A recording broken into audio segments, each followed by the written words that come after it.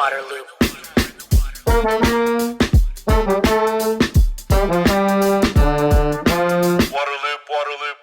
Welcome to Waterloop, the nonprofit news outlet exploring solutions for sustainability and equity in water. I'm the host, Travis Loop. The Golden State of Reuse, a series exploring the past, present, and future of water recycling across California. The content is a collaboration with Water Reuse California. Before starting the episode, we want to acknowledge the supporters who made this series possible. After visiting more than a dozen communities across California to learn about the past, present, and future of water recycling, I wanted to end here in Sacramento. I'm going to have a conversation with Joaquin Esquivel, the head of the State Water Resources Control Board. I want to talk to him about how he and the state view the place of water reuse within the state's water portfolio and the things that they're doing to allow this practice to grow and be part of a sustainable future for California. Before starting the episode, we want to acknowledge the supporters who made this series possible. Thanks to Platinum sponsor, CDM Smith, Gold sponsor, Sacramento Area Sewer District, Silver sponsor, Black & Veatch, and Bronze sponsor, Monterey One Water.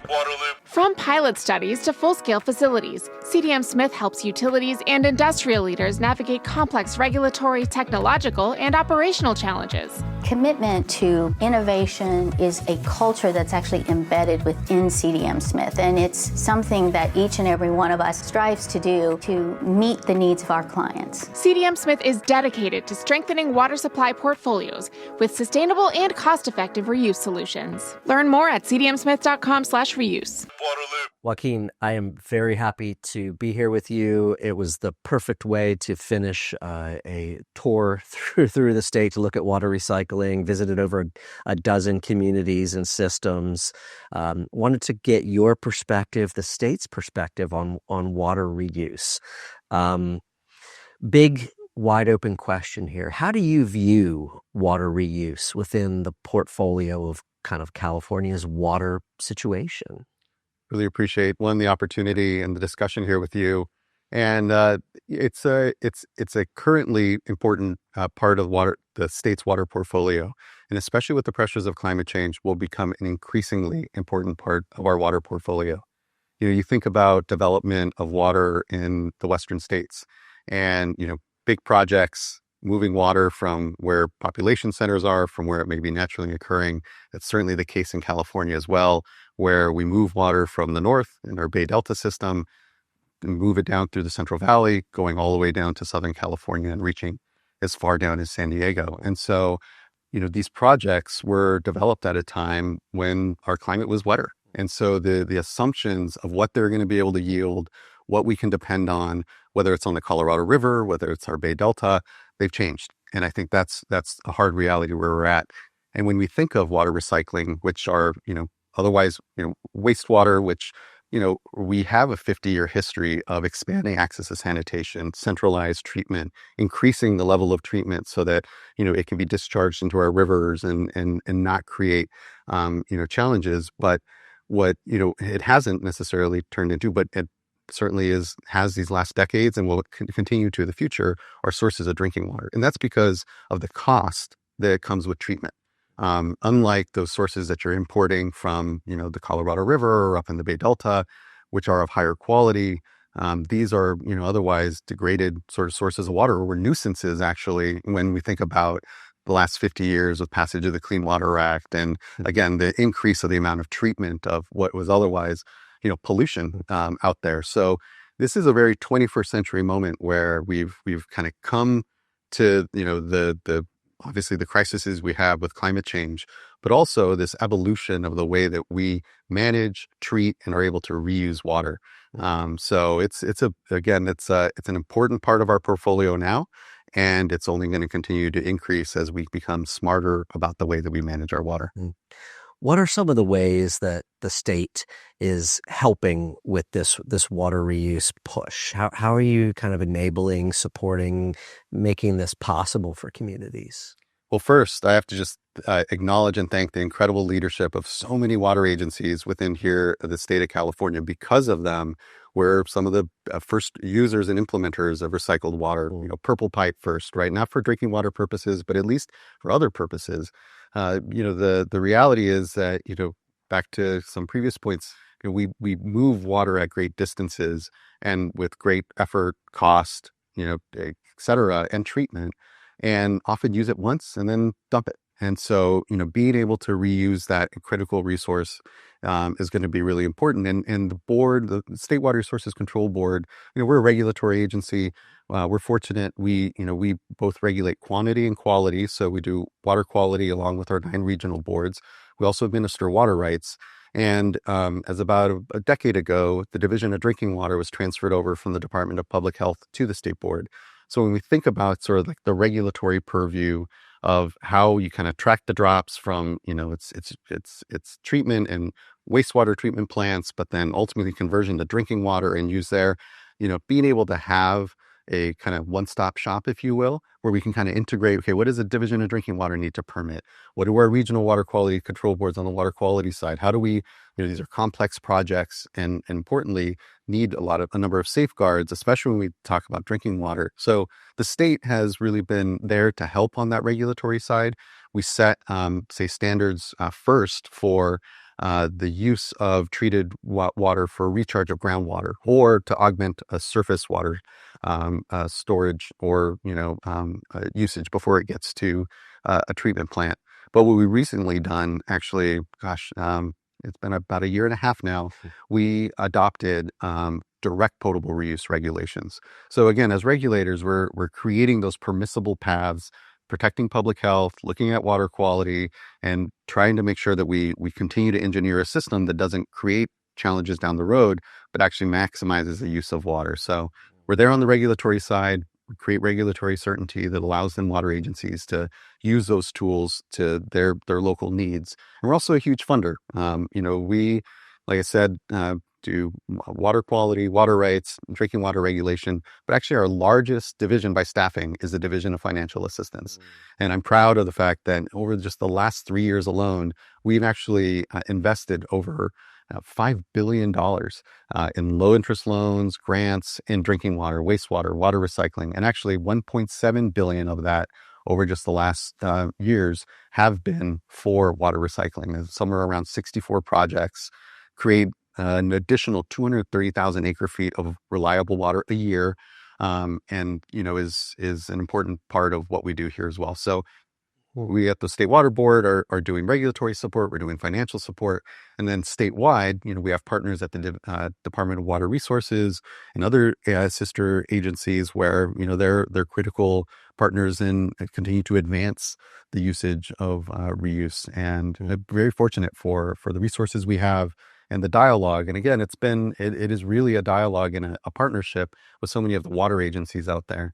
I'll note that we wear the regulatory hat, so we set maximum contaminant levels, and those have cost. And oftentimes our regulatory actions aren't they come at cost, and so there's tension or consternation as to their passage, and which is fine. That's why we're a very open, transparent agency that way. But when it came to the direct potable reuse regulations, these were really creating a tool, an optional tool for agencies to use. So the dialogue was a lot different than some of our other regulations. The water agencies wanted these regulations so as to have certainty in their permitting path for their projects. And we're able to work with folks like the Water Research Foundation. There are associations and agencies out there like the National Alliance for Water Innovation now. So this, it's been incredible to have this ecosystem ultimately of partners, and glad for the State Board to be able to do its role in the regulatory funding and, otherwise cheerleading side of things as well. Well, I was just about to ask you about how regulations can be both a carrot and a stick, right? Sometimes they're going to be that stick and push you towards something. In the context of water reuse, Sac Sewer, I was just at, in 2010, they had some changes to their discharge that forced them to increase the quality of the water they were, after treatment. And now it's at a place that they can use it. So the stick kind of pushed them towards this water reuse. But the carrot piece also is like, now you've put the direct potable reuse out there. So it's like, oh, this is an exciting opportunity. So Definitely. yeah. The financial piece too, I wanted to follow up on that because the projects are costly. And I really wanted to get your perspective on the ROI for the communities. Sometimes they're getting funds from you. Sometimes it could be from EPA or Bureau of Reclamation. Some are getting grants, which is fantastic, low interest loans. Sometimes it is going to the ratepayers and the communities. But just your thoughts on the value of investing, just from an economic perspective. It just makes such incredible sense right now, especially given the unreliability of water supplies and the pressures that climate change are putting onto our systems. These are the sorts of investments that, yes, are costly. And to your point, all of those sources usually have to be tapped. State, federal, local contributions. It does take a portfolio approach, not just, we're looking to have one on the water supply side, but on the funding side as well. So, and all with an eye toward affordability, because these are high costs. So, it's also actually why it's important that we also conserve in this moment. So, we are fortunate in the Newsom administration. Governor Newsom brought us together. We created a water supply strategy. And it really speaks to all these angles: conservation, increased storage, increased water recycling, increased groundwater recharge, brackish water desal. And it really does take that portfolio approach. And that is definitely the case when it comes to just the decisions that locals are having to make around where to invest, and really try to unlock that sort of suite of tools that locals can kind of draw upon in whatever makes most sense for them and what are ultimately going to be most cost effective. So it definitely takes a village on the funding side. Affordability is front of mind there. And part of that is not to overbuild on top of it, is really like how do we hone in on our needs and the system that, we need to develop. And California is huge. And so it's hard to talk in statewide generalities. So many of these discussions are really local decision-making points right now. And we're here at the state level to kind of create the foundations from which to have successful discussions there. And to your point, the community is actually the most important, is what we have to keep in mind first and foremost, because they need to say yes. They are the ones that will ultimately need to see the value and what is being expended, and is definitely a dialogue with Californians writ large, whether that's on recycling or conservation or the other investments that we're making statewide right now. Well, the other key part of the community is not just their comfort with the expenditure, but their comfort with the water itself, right? Sure. Public acceptance. Oh, yes. Yeah. Public Hard not awareness. to talk about water recycling without, getting to the heart of the yuck factor, right? Absolutely. Yeah. Yeah. So I'm curious your thoughts. I think everyone agrees California has come a long way on that acceptance over the past 30 years. Well, California definitely learned that. There were some early hiccups with, toilet to tap or sink to sip. When you start to go through the various, ways that folks can kind of characterize what's happening, it can elicit at first that sort of feeling. And so we do have lessons learned, and I think public acceptance is far broader now. And I think it's because there's a deepening understanding of the science that goes into it. This isn't, a one-to-one here. There is advanced treatment happening here, and verifiably, we can test the water and we know it's cleaner than natural sources. Too clean, actually. Oftentimes we have to add minerals back in after the process, otherwise it corrode pipes. And so I think that general understanding has definitely spread in California. You see far more acceptance.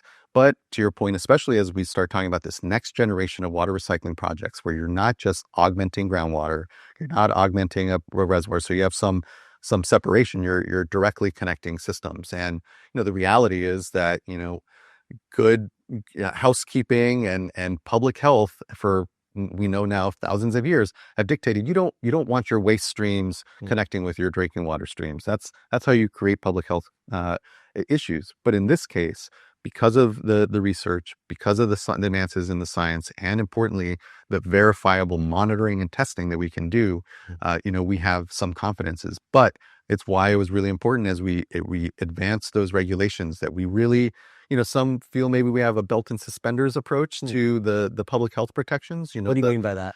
Well, the log reductions for viruses that we're requesting, it's like, point and then like 19 zeros or so. And I apologize if I'm inflating that. It was between 9 and 19, but a huge level of removal. And some think, the higher your removal is, the higher the cost for that water. So there's definitely a balance between that public health and the feasibility ultimately of then even having projects. But so California's regs are the most standard that are strict that are out there.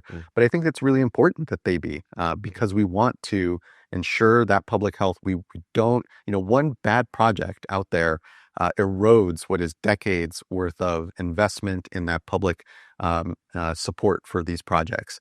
And so I think it is so critical. I know that it is front of mind for agencies as well as we talk about this. So it's important to engage, frankly, with that discussion and explain the protections that are in place and importantly, maintain that trust. When it comes to that fundamental yuck, but it still was this other source of, this other degraded water, wastewater. I remind folks, especially if they draw their drinking water from any of the major rivers in this country, whether it's the Mississippi or the Colorado or even the Bay Delta, that they are already bringing in wastewater that's been released back into that river upstream and then reused. And so we all live downstream from somebody else, unless you're totally top of a mountain. Yes, exactly. We're all already interconnected in that way, and oftentimes with less stringent standards in what's being put into that river. So I think that's where, again, it is important to communicate and help people have a fundamental understanding that all water on this planet is recycled. And what we're able to do now is mimic those natural processes. If folks have ever been to a wastewater treatment plant, they haven't. Great. I'm glad. If they haven't, they should, because they are incredible facilities that we've created that are biological facilities, oftentimes even as much as they are sort of chemical treatment amongst it. We're replicating many of the processes in a compacted in a verifiable way at the back end that is producing clean and safe, reliable water. Yeah. One of the issues that's been raised as I've traveled around California and that you actually brought up before we started recording is workforce. As more water reuse facilities come online, as treatment gets more advanced, there's a workforce issue there. More people, skilled people. Could you talk about that need and maybe ways that could be addressed? It's a really critical component. We know we're going to see over the next decade, 40 to 60% of the water workforce actually just retire. So there's the need to fill that void, let alone, to your point, the growth of the sector and the increase in the number of especially advanced treatment operators that we're going to need in the state. The State Water Resources Control Board, actually, we oversee the drinking water and wastewater operator certifications in the state. And there, we've gone to computer-based testing and have tried to do our part to create a pipeline, if you will, on the certification side, where we're lowering the response time and the time it takes for folks to get certified, and trying to do our best to focus in on that side. So we're doing what we can, certainly at the State Water Board, to be involved in a workforce development discussion. But we're fortunate that there are a lot of water agencies out there, obviously, in the same boat. So the more that we can talk about this really incredible time that we're in, right? This exciting moment where we're building 21st century water systems that, these will be around for another 100 years and have to withstand what are already, emerging contaminants of concern and threat and the pressures of climate change. Now is the time to draw the best and brightest minds to the water sector. Because there is, and I know we're all biased in the water sector, but there is no more fundamental calling than to work in water. I feel it is especially as we see these pressures and threats to our resources, the time for folks to get active, plug in, get engaged, get involved with local water agencies, and importantly, there are pipelines being created for sure. Really from elementary school on through, the high school and community college and the UCs and four-year colleges generally. There is a continuum of exposure to the fundamental work that goes on day in, day out in the water sector. And I think a lot of opportunity for us to continue to expand the resources that we're putting into those programs, especially at the earlier ages, where really get folks excited and intrigued about, well, what is this amazing thing that happens. I turn on a tap and here reliable, clean, safe water comes out for 98% of Californians. We know that we have an issue with communities that don't have access, and we need to focus and continue to have our resources there. But again, seeing that high level of just ease of use is something that doesn't come easy. And with all these threats, we need a workforce that's going to help us continue to provide what we have, expand it, and respond to the threats that we know are there on it. Yeah. When I visited the Robles Education Center in Los Angeles, incredible displays and engagement for students. And they talked about how so many of them came out and started chatting about how excited they are about water and went to their parents and talked about it. So it's just getting that in their mind and like, oh, maybe I could. And they show them the types of careers you could have in water too. Young people are really drawn to saving the planet right now. Plus, there's more cool tech and data and AI coming into water. So yeah, we're just at the tip of a really huge iceberg when it comes to the amount of innovation and discourse and ultimately leadership that is like dispersed out there and is coalescing around better managing just such a, to your point, just a critical resource. And it's the workforce development discussion is a really critical one. It's an exciting one as well because it rejuvenates all of us that, if you've been in the sector for a few years or a decade, whatever it is, just thinking about the fact that we know that, someone else will inherit these roles and seats after us and generating an incredible pool of folks to be able to continue to work on is really critical. Yeah, it's not just about us in this moment. It really is, that continuum and thinking of the future. I just wanted to kind of get the assessment of how much water is recycled in California right now. What's kind of the statistic you have? Yeah, we recycle, and this varies year by year. We're really fortunate. We have our yearly volumetric annual report. We have a dashboard that shows, by region how much recycling is happening. But statewide, it's about 750,000 acre-feet, coming up to 800,000 acre-feet. It varies, year to year again, depending on, if we're in drought or not, and supplies. There's still a capacity for more. We've set out a goal here of a 2030 mark, hitting about 800,000 acre-feet, which is, it's not expansive, but we think we can hit it, especially with the funding and current projects that are going through. By 2040, we're looking to expand that, by 1 million acre-feet rather. So, you get to 1 million acre-feet? 1.8 ultimately, I think is what. Add a million more. Yeah. Try to, but we'll see. We'll see if we're able to get to those numbers. I think it's really gonna, be dependent on if we can continue to look at that funding and what affordability looks like. But I think we're hopeful we can continue to expand that supply. I think it's important to note, the goal isn't to recycle all of that. We're not looking to recycle 100% because there's a lot of discharge that happens in inland waterways, and actually those discharges are important to instream flow and keeping enough in our system. So really, when we think about ocean discharges right now, wastewater. Those are the lowest hanging fruit, real opportunities where, it's otherwise adding to nutrients, in our oceans, off the coast of California. And as we've seen in the San Francisco Bay and also down in Southern California, where they produce harmful algal blooms and, real massive ones. Recently, actually, the San Francisco Regional Water Quality Control Board passed additional, stringent regulations around the nitrogen being discharged from wastewater treatment plants, looking for a 40% reduction, which is huge and costly. But again, it aligns. And earlier we talked about carrots and sticks. This is another example where, the need to reduce those nutrient inputs, especially in ocean waters, where they, create hypoxia, they create harmful algal blooms, they contribute to ocean acidification, are going to be, are complementing what is this move toward reusing that water to begin with. So, we're doing our best to kind move it all together, if you will. Is there a percentage that you have on how much water is getting recycled? I think I think the number I had recently heard was out of all the states, water that moves through wastewater treatment plants, about 23% of it right now is recycled. I think that's incredible.